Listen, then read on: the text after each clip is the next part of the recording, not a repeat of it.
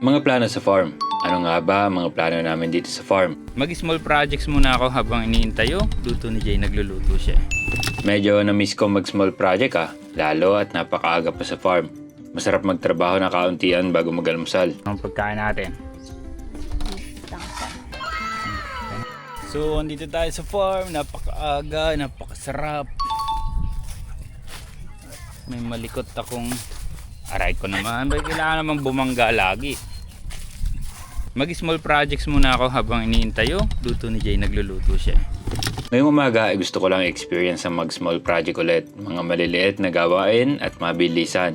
Very relaxing kasi para sa akin to Inumpisan ko sa pagpapalit ng tali nitong gate natin. Kasi di ba dating alambre lamang ang gamit natin dito nung kinabit natin. Kaya papalitan natin ng lubid. Mas matibay kasi yan, lalo na at magbubukas sa ito. Madali kasi maputol ang lambre pag ganan. Ansamantagal. More on aso lang naman ang gusto natin pigilan dito, si Luna. Para hindi makalabas at aso ng kapitbahay para hindi makapasok. Nakipagkulitan din muna kami kay Luna.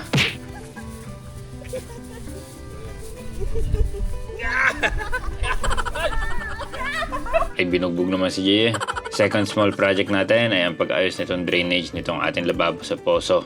Nung nakaraan kasi nagmekos-mekos lang tayo ng available na flexible hose. Ngayon nakabili na ako ng mas mahaba para isang largo lamang ito. Then mula naman sa ating grease trap papunta sa drain mismo. Ito naman ay nginat-ngat ni Luna at kailangan palitan. At lastly, dahil may dalawang extra na opening itong grease trap, kailangan natin maisilyan. Kaya meron ako nitong rubber na pang sarabaga para hindi makalabas ang amoy ng grease trap o pasukin ng daga o ipis ang trap natin. Tinry ko pang lagyan ng tubig kung magdi-drain at okay na okay naman. Dumadaloy at hindi nagsasag ang hose, kaya goods. Ang pagkain natin.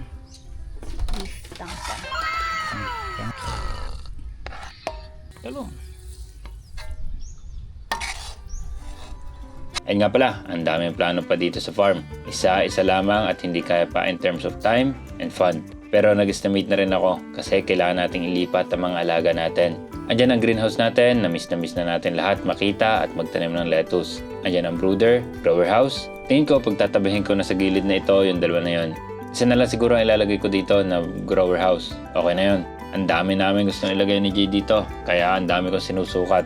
Though excited tayo, hindi tayo pwede magpadala. Chill lang, dandahan, pasasaan ba at matatapos din.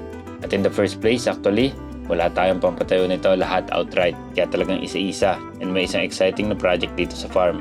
As in exciting, para mas maging efficient tayo at talagang ma-embrace natin ang farm life. Project na malulook forward namin ni Jay na matapos kaagad.